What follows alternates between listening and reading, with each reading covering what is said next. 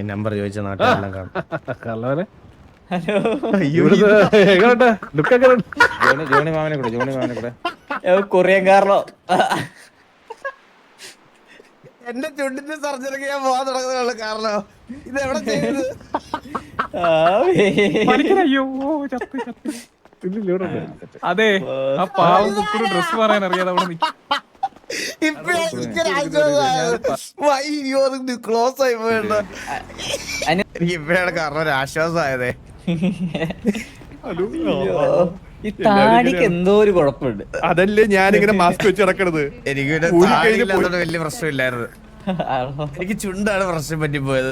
ചുണ്ടത് lipstick വെച്ചോ? കാരണം ഞാൻ കളിയാക്കുമല്ല, നമ്മുടെ രണ്ടിന്റെ ചുണ്ട് ഒരുപോലെ കാറിലോടെ തത്തമ്മ ചുണ്ട് പോലെ ഇരിക്കണേ.